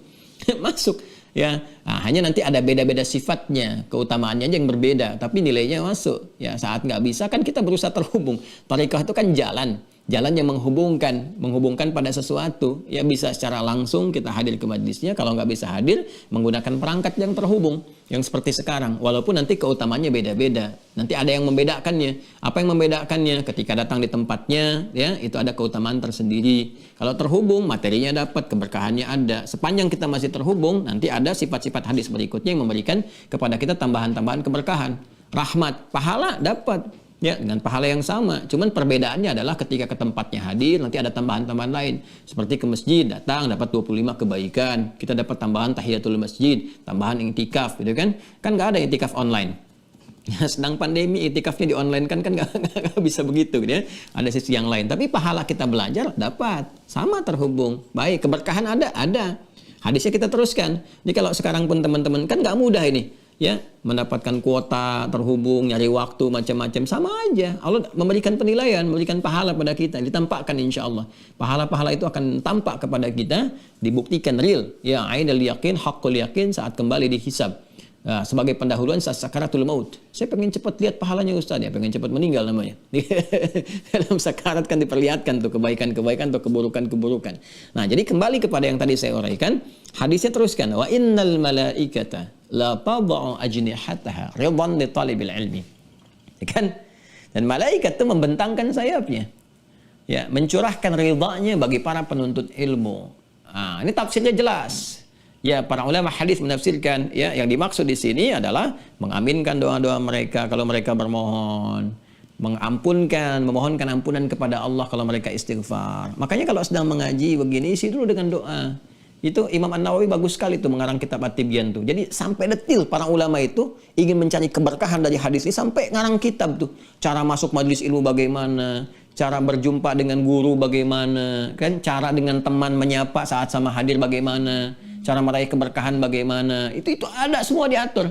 Ketika akan masuk ruangan majlis bagaimana, duduk di majlis seperti apa, ya. Kemudian ada lagi yang paling luar biasa teman-teman sekalian. Ketika Anda datang terlambat bagaimana menyikapinya, ketika guru menegur harus seperti apa, itu lengkap semua demi menjaga keberkahan ini. Ya, dan itu nggak ditemukan dimanapun. Jadi Islam kita punya itu, gitu. Ya, lengkap sekali. Nah, kita yakini makanya diisi kalau mau masuk pun diatur doanya. Yang kemarin saya ajarkan, saya ijazahkan itu kan. Ya Rabbi zidni ilma warzuqni fahma Allahumma faqihni fid din wa alimni ta'wil. Itu kan dari Nabi itu. Dari Nabi yang teruskan kepada kita terus sampai kita bisa mohonkan. Jadi kita memulai itu dengan berdoa. Ya di pertengahan saat kita kesulitan minta. Setelah selesai belajar pun berdoa. Ini amal soleh terbaik. Doa itu kan mengiringi amal. Doa yang cepat dikabulkan saat mengiringi amalan. Begitu selesai Anda berdoa. Ya, karena rumus doa itu ketika dikabulkan dengan cepat, itu diikhtiarkan lewat takwa. Di takwa itu wasilah kita untuk bermohon kepada Allah. Itu jelas keterangan Quran. Di Quran surah kelima, Al-Maidah ayat 35. Buka Al-Maidah ayat 35. Ya ayyuhalladzina amanu taqullah, ya kan? Wabtaghu ilaihil wasilah. Hai orang-orang beriman, tingkatkan takwamu kepada Allah, dan dengan peningkatan takwa itu cari wasilah untuk bermohon kepada Allah. Ya, dan takwa itu wujudnya amal saleh. Ya, kayak sholat kan bagian dari takwa. Sholat itu kan refleksi dari takwa kita. Makanya dalam sholat isinya doa semua. As-sholatu hiya doa. Ya, jelas. Baca Quran itu bagian dari takwa. Kan puasa bagian dari takwa. Makanya isi dengan doa. Ya, saya sering katakan jangan luput. Ya, jangan lupa. Begitu selesai baca Quran itu tutup. Jangan lihat sadaqallahul azim selesai. Berdoa dulu. Allahumma arhamna bil Quran. Ya Allah, rahmati kami dengan Al-Quran. Berikan cahaya kepada jiwa kami dengan Quran. Allahumma zayyin ya Allah qulubana binuril Quran wa nawwir akhlaqana binuril Quran bi akhlaqil Quran. Ya Allah, berikan cahaya kepada diri kami, bimbing kami dengan akhlaknya Al-Quran. Berikan solusi dengan solusi Al-Quran. Minta. Dan itu mustajab gitu. Jangan lupa, termasuk setelah kita belajar, nonton ilmu, berdoa dulu. Apapun itu, sekecil apapun. Ya, sholat 2 rakaat, berdoa. Ya, walaupun baca 1 ayat, berdoa. Karena itu wasilah kita untuk bermohon. Dan mungkin di titik itu, pengabulan doa yang kita mohonkan dari sejak dulu. Pengen begini, pengen. Makanya para ulama, bahkan para nabi, orang-orang saleh, itu banyak mereka. Ada yang bertahanus dulu, memaksimalkan ibadah, terus minta. Ada yang lewat sholat, minta. Itu sudah diketahui dengan jamaah. Ya, ada yang berzikir, minta, dan sebagainya. Ya, itu jelas. Nah, malaikat dalam konteks ini di majlis ilmu, itu menghadiri gitu. menghadiri, bahkan membentangkan sayapnya memberikan ridha, memohon. Jadi begitu kita memohon, malaikat mengatakan amin ya Rabb, amin ya Rabb, amin ya Rabb. Ya, itu langsung ditugaskan tuh. Jadi dapat tuh. Ya, kalau majlisnya benar, hal yang pertama diberikan dua. Satu adalah penguatan keimanan. Jadi kalau kita ngajinya benar itu, ya hukum Allah jelas ditetapkan. Malaikat menebarkan penguatan-penguatan pada keimanan kita. Makanya kalau kita ngajinya tepat, bagus, betul, lurus, iman kita menguat. Disupport tuh, begitu cahaya iman menguat, malaikat kan juga fungsinya kuat tuh, memberikan bisikan kepada jiwa takwa kita, disupport, jadi meningkat ibadahnya, senang dengan tahajud, senang baca Quran, itu tanda kebaikan majlis. Yang kedua, ilmu bertambah, wawasannya meluas. Ya, itu disupport, terjadi percepatan-percepatan. Nanti kalau semakin tinggi tingkat ibadahnya, tangkapannya pun tinggi karena mata hatinya dibuka. Malaikat support, diperintahkan Allah tanamkan pada jiwanya, tanamkan pada jiwanya. Makanya ada orang-orang yang sekali nangkap paham. Ya, bicara itu mengerti, firasatnya dikuatkan. Ya, firasat itu dari bahasa Arab, bahasa hadis bahkan. Diberikan firasat yang kuat. Jadi ada guru-guru tertentu yang melihat saja paham, bahkan bisa membaca pertanyaan, apakah ini menguji atau bertanya, ini begini atau begitu. Kan dikenal sekali ada dua orang bertanya, apa hukumnya membunuh? Ya kan? Ya, jawabannya bisa berbeda pada dua pertanyaan yang sama. Ya. Yang pertama kan jelas datang. Ya. Apakah ada taubat? Ya, apakah ada taubat dari seorang pembunuh? Ya, pertanyaan demikian, apakah ada taubat bagi seorang pembunuh? Ya, jawaban yang pertama dikatakan nggak ada taubat katanya bagi pembunuh. Terus dia kesal pergi kan? Yang kedua mengatakan lagi bertanya pertanyaan sama, apakah ada taubat bagi seorang pembunuh? Ya, alil qatil bin taubah. Ya, apakah bagi seorang pembunuh itu ada taubat? Ya, yang kedua mengatakan jawabannya beda. Ya, ada taubat bagi seorang pembunuh. Pergi dia. Ya, bingung jamaahnya kan. Syekh, bagaimana Anda menjawab pertanyaan yang pertama nggak ada taubat, yang kedua ada taubat? Ya, kata Syekhnya mengatakan pada yang pertama aku melihat rona kemarahan di wajahnya. Tangannya itu menggenggam kuat begini, ya. Seakan-akan dia akan menghunus pedang untuk mencari sesuatu, ya, untuk melakukan suatu pembunuhan. Maka aku memberikan sebuah cekal, cegah tangkal kepadanya supaya tidak melakukan perbuatan yang buruk bagi dirinya, gitu kan?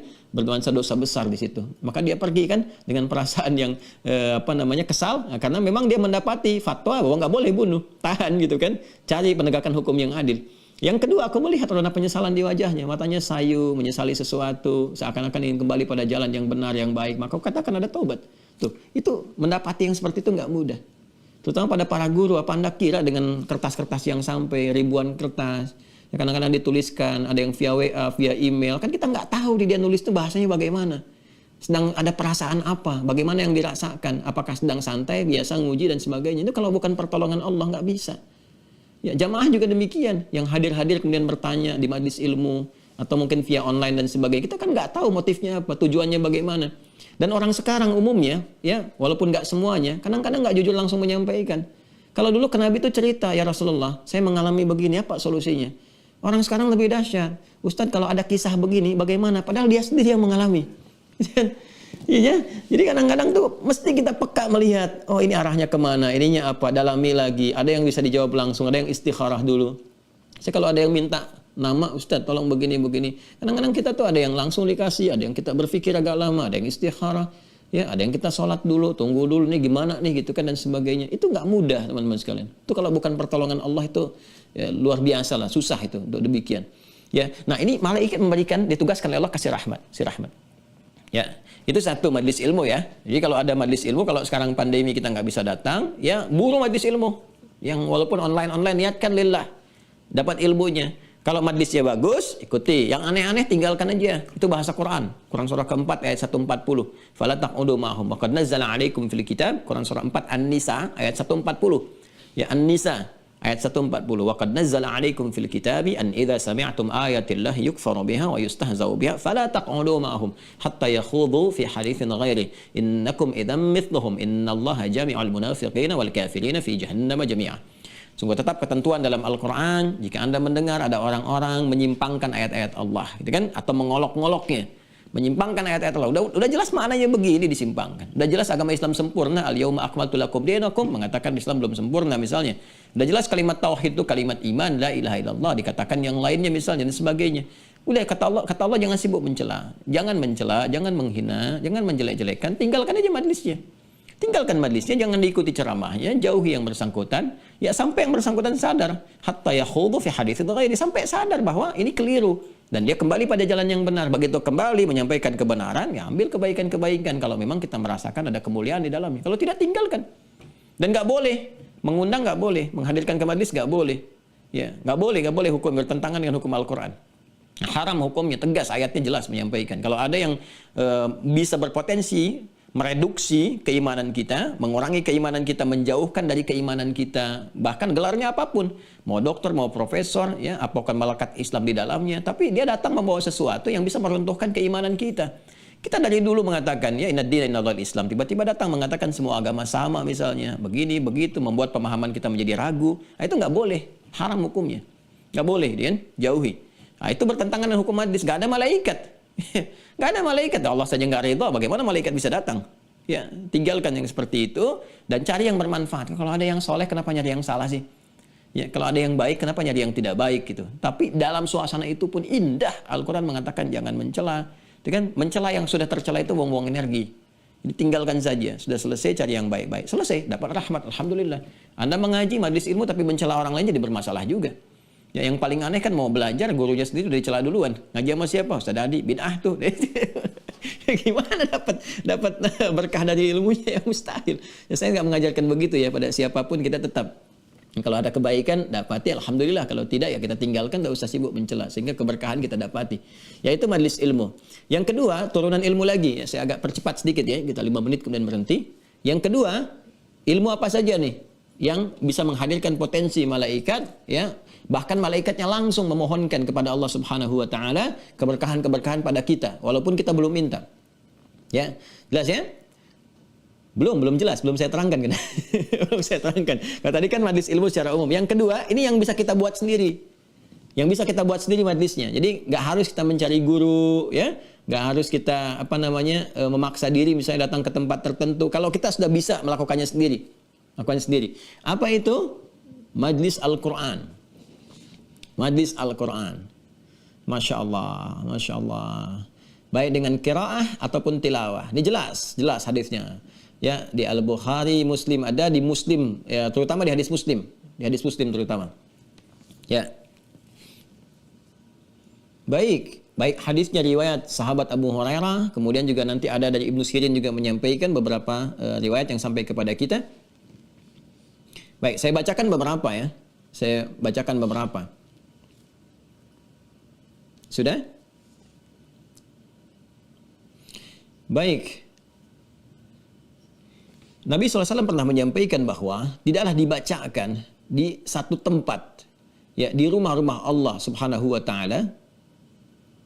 Ya, kalau disebutkan rumah-rumah Allah itu ada 2 orientasinya. Ya. Nanti saya bacakan redaksi hadisnya supaya kita dapat gambaran yang lebih kuatnya. Ini saya hapus ya, mohon maaf ya teman-teman. Alhamdulillah. Nah, redaksi hadisnya bukan sekedar dibacakan, tapi ada berkumpul di dalamnya. Majtama'a qaumun.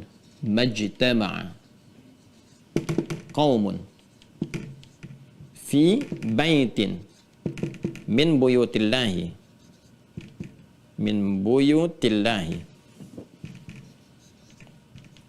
Ya. Majtama'a qaumun, tidaklah berkumpul satu komunitas. Ya, kaum di sini bisa banyak, kaum, RT, RW, macam-macam dan sebagainya. Atau juga kalau kita hadirkan satu keluarga kumpul. Ya, bapak, ibu, anak-anak dan sebagainya. Nanti kita kuatkan dengan hadis riwayat dari Ibnu Sirin tentang ini, gitu kan? Nah, tidaklah berkumpul kalau kita bawa ke suasana keluarga misalnya, kerabat terdekat, undang ke rumah bareng-bareng, atau kita semua di rumah, gitu kan? Ayah, ibu, anak-anak kumpul semua dan sebagainya. Nah, kemudian yang lebih luas lagi ya, level di masjid, pengajian dan sebagainya, kan? Fi baitin min buyutillahi. Ya, di satu tempat di rumah-rumah Allah Subhanahu wa taala. Buyutillah, redaksi buyutillah ini menuju kepada atau mengacu kepada tempat-tempat yang di situ dibangun zikrullah, zikir kepada Allah Subhanahu wa taala. Puncaknya masjid. Ya, puncaknya masjid. Di Ka'bah disebut dengan Baitullah. Ya, in awwala baiti wudi'a lin-nasi lalladzi bi Bakkah mubarakah, di Ali Imran, kan? Kita baca ayat 95, 96 sampai 97. Kita akan temukan itu. Ini Ka'bah masuk. Masjid, Baitullah. Kan?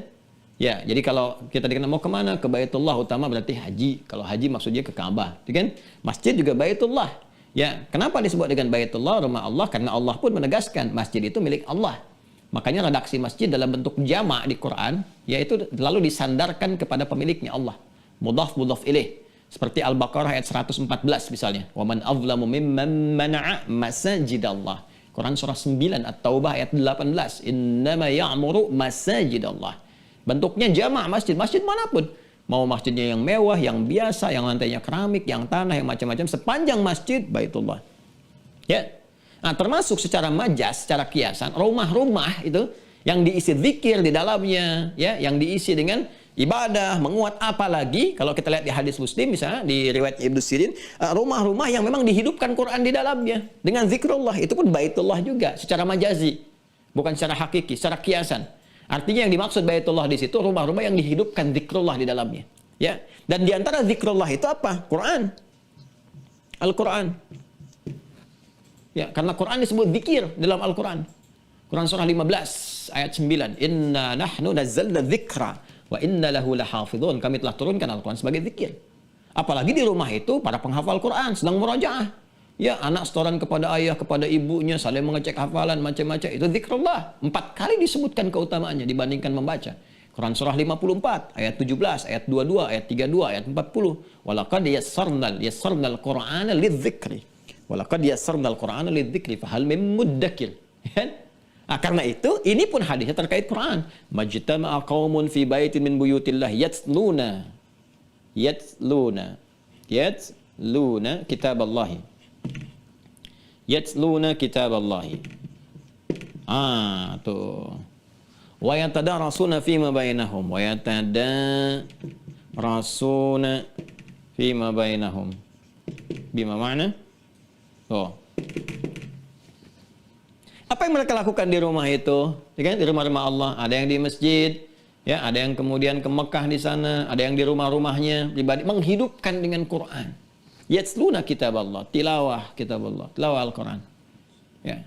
Ada yang banyak baca, ada yang memahami dan sebagainya. Wa yatadarasuna fima bainahum, tadarus. Tuh, saling mempelajari di antara mereka. Ya, ada yang undang guru ke rumah masa pandemi nggak bisa ke majelis ilmu, guru undang ke rumah. Ya, untuk mengajar. Baca, ada yang baca qiraah biasa, baca dicek tajwidnya, boleh. Ya, atau sekarang misalnya kita terhubung online, ngajar guru-guru. Di rumah hadirkan semua anak-anak, sambungkan dengan guru, suruh ngajar. Ya, nerangkan kepada kita, baca satu-satu, dicek, seperti itu. Ngecek di tajwidnya dan sebagainya, hidupkan Qur'annya. Ya, Masya Allah. Ada yang menyampaikan maknanya, tafsirnya dan sebagainya. Ada yang berlomba-lomba menghafalnya. Apa yang terjadi? Itu Allah langsung menetapkan malaikat untuk menghadirkan 4 hal. Ini lisan Nabi ya, hadisnya sahih, riwayat Muslim. Nabi yang menyampaikan. Illa, kecuali kalau kejadian ini hadir ya, di tempat-tempat yang dihidupkan zikrullah, baitillah, buyutillah. Kan? Tempat-tempat baik yang hakiki di masjid misalnya. Kalau sudah ke masjid langsung. Itu sudah masjid, Baitullah, hakiki. Sifatnya nggak ada maknawi lagi, nggak ada kiasan, langsung di situ. Ka'bah jelas. Ya, makanya nanti sifat ini datang lebih cepat. Di rumah kita mengambil maknanya, kita terapkan hadir ini. Illa, 1, ghasyiyatuhum rahmah. 1, rahmat Allah dinaungkan kepada mereka. Dari mulai ngaji sampai selesai. Itu yang senafas dengan hadis riwayat dari Abu Darda tadi. Malaikat ditugaskan langsung, curahkan rahmat selama dia mengaji itu. Rahmat. Rahmat pertama apa? Ya, jadi kalau kita belajar syariat, rahmat pertama yang diturunkan bukan materi dunia dulu. Ketenangan dulu. Ada kelapangan di jiwa, sehingga memberikan kenikmatan pada iman. Itu yang disebut halawatul iman. Jadi Anda jangan orientasi bawa proposal dunia untuk ngaji akhirat. Nggak nyambung. Dunia itu akan mengikuti dengan sendirinya. Jadi jangan Anda berhijrah misalnya, ya kan istilah keren sekarang berhijrah. Ya, hijrah itu bukan masuk kelompok tertentu ya. Bukan masuk pengajian tertentu. Ingat, hijrah itu membawa suasana diri kita lebih dekat dengan Allah. Kalau kita ingin berhijrah, membawa suasana lebih dekat dengan Allah, teman-teman sekalian. Kemudian kita mencoba untuk beribadah, belajar. Yang diberikan pertama bukan dunia. Terlalu kecil dunia itu. Yang pertama Allah kasih itu kelapangan pada hati kita. Ketenangan pada jiwa. Nanti kalau sudah jiwa enak, tenang, nyaman, menikmati cara kita ibadah, dunia didatangkan. Bahkan melebihi apa yang kita bayangkan. Datang karena kita sudah dipercaya oleh Allah punya kemampuan mengelola. Jadi dunia itu dianggap kecil. Kalau kita udah matang ibadah, orientasi akhirat, ini kecil dunia itu. Gak ada nilainya gitu. Datang begini. Jadi kita hanya gunakan perangkat untuk cari bekal sampai meninggal. Ya, besok lusa juga tiba waktunya kan kita kembali gitu. Lihat, ini rahmat pertama. Ya, siapa malaikat yang ditugaskan memberikan rahmat, mencurahkan rahmat? Mikail. Ya, dibentangkan itu rahmat diturunkan. Makanya kalau kita ngaji, pertama didapatkan ketenangan, enak gitu. Ya, kalau gurunya benar, kalau kita ngajinya benar, ada kedamaian pada jiwa, ada ketenangan, kenyamanan, terjaga.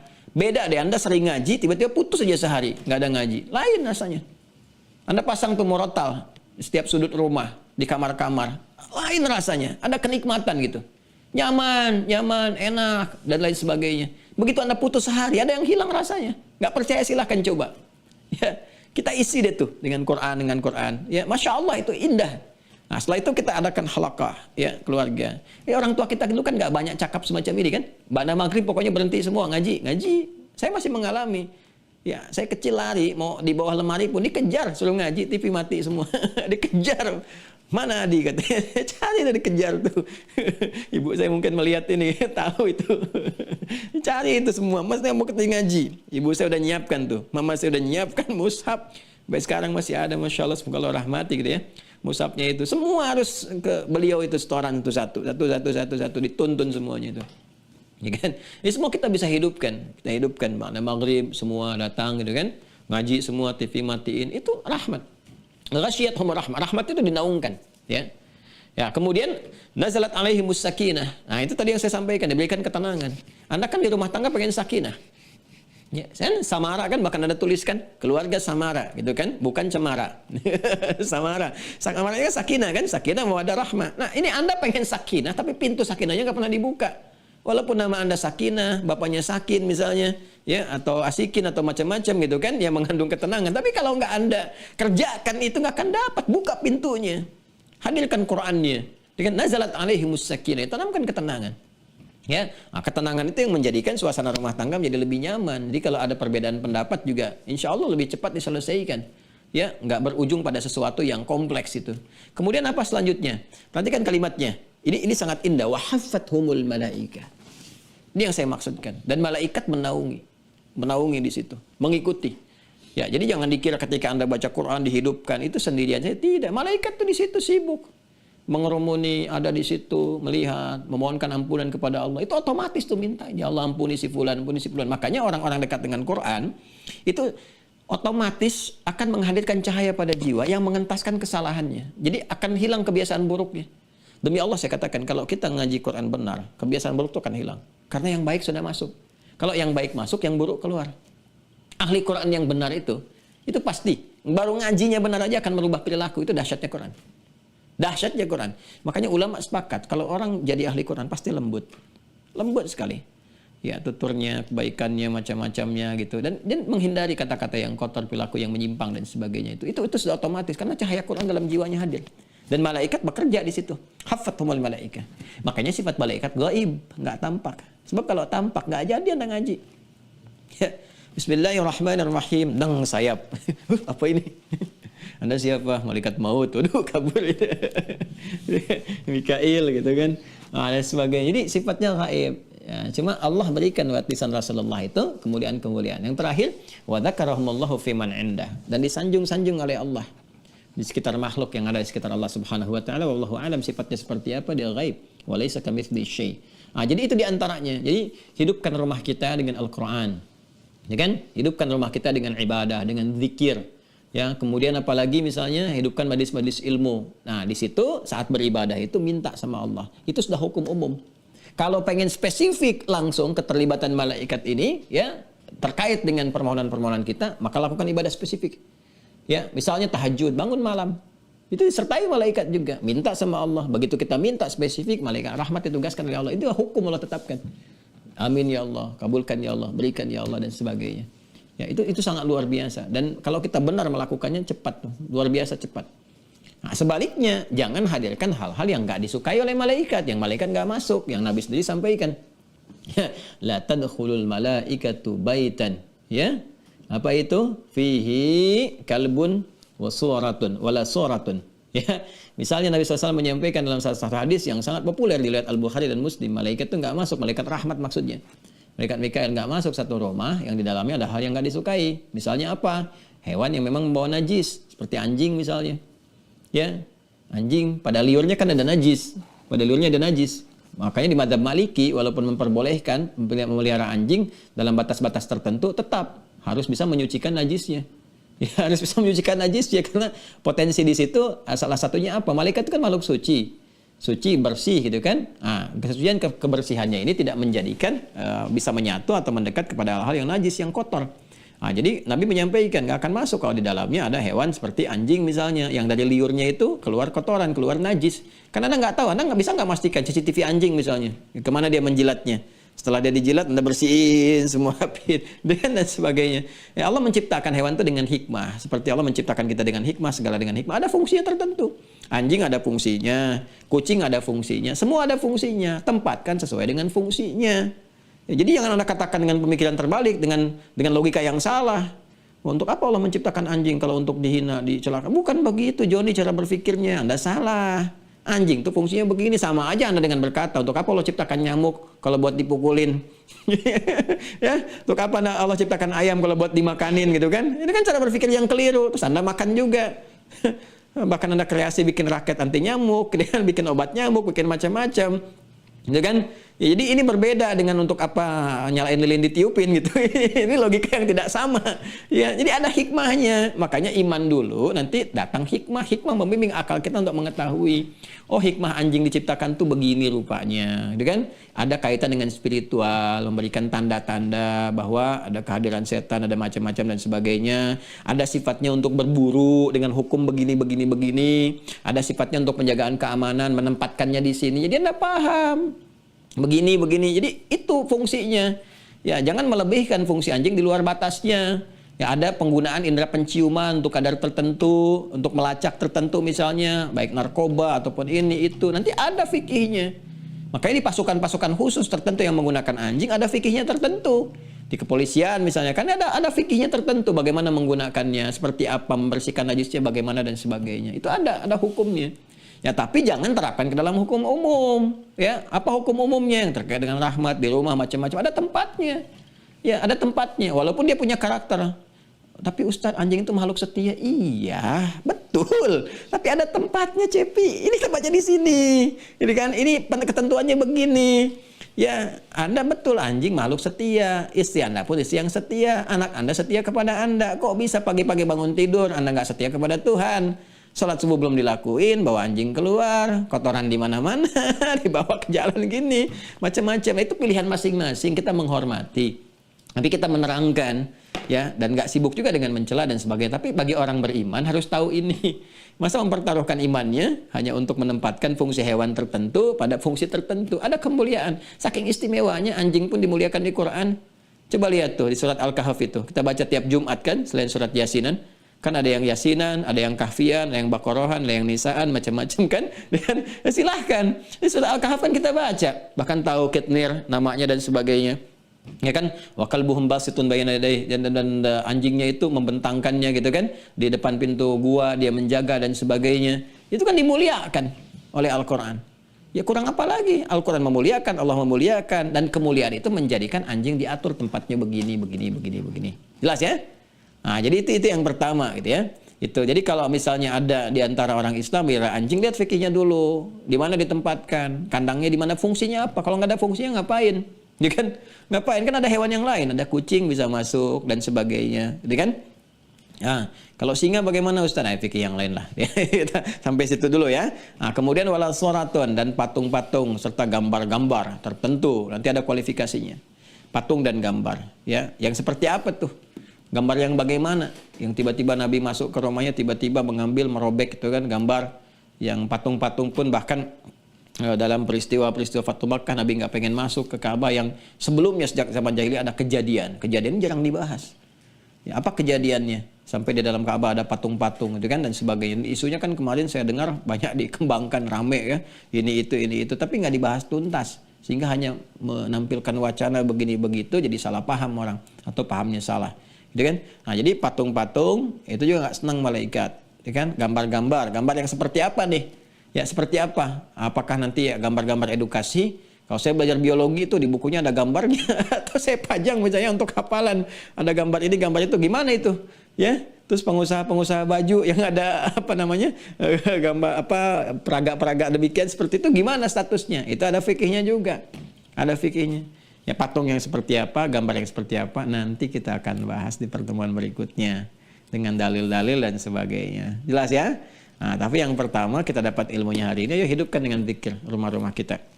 Isi dengan Al-Quran, isi dengan zikrullah, jauhi yang tidak bermanfaat, serta hal-hal yang tidak disukai, serta belajar lebih dalam lagi. Nanti ada ngaji fikih babnya sendiri, sekarang kita masih di tauhid. Ya.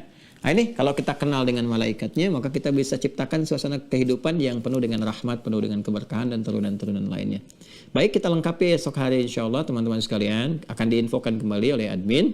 Dan saya menyampaikan bahwa insya Allah paling telat esok hari Jumat ya di YouTube Mira itu insya Allah sudah aktif ya. Jadi nanti teman-teman kalau yang sering bertanya, Ustadz kok episode yang kemarin ya Masya Allah itu kami belum bisa akses, saya senang sekali dapat pertanyaan itu, artinya Anda belajar gitu ya. Dan saya sangat bahagia dengan itu sehingga bisa dikaji kembali. Insya Allah Jumat esok hari sudah satu-satu sudah aktif, Anda tinggal masuk ke YouTube-nya Mira, Anda mau subscribe juga silahkan, lihat, pelajari satu-satu secara terukur. Kemudian saya juga dapat informasi, Alhamdulillah Masya Allah yang sudah aktifkan akun, sangat luar biasa. Sudah ikut juga ujian-ujian dasar di awal, belajar. Kan tidak menghilangkan akun kan, kalau Anda gagal juga langsung akunnya nggak aktif kan, tidak ya. Tetap aktif, mencoba lagi sampai paham, karena ujian itu didesain untuk memahamkan sepenuhnya. Ya, nanti insya Allah kita siapkan juga untuk tahapan yang selanjutnya.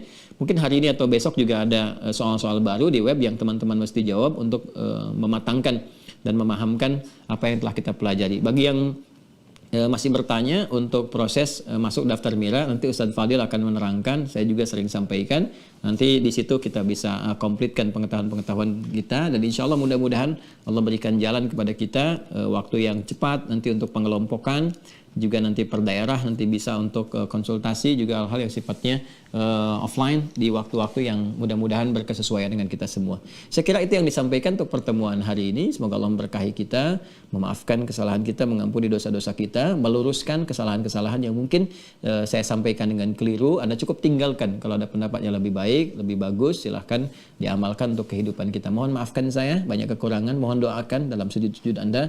Semoga Allah senantiasa memberikan bimbingan, keikhlasan dan pengampunan kepada kami dan keluarga. Demikian, Allahumma taqabbal minna innaka antas sami'ul alim wa tub 'alaina innaka antat tawwabur rahim.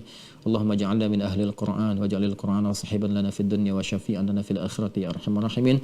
Allahumma ij'al baqiyata hayatina hayatan thayyibah wa akhir wafatina husnal khatimah.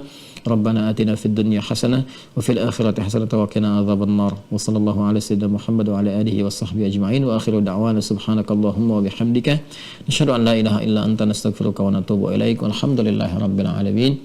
Assalamualaikum warahmatullahi wabarakatuh.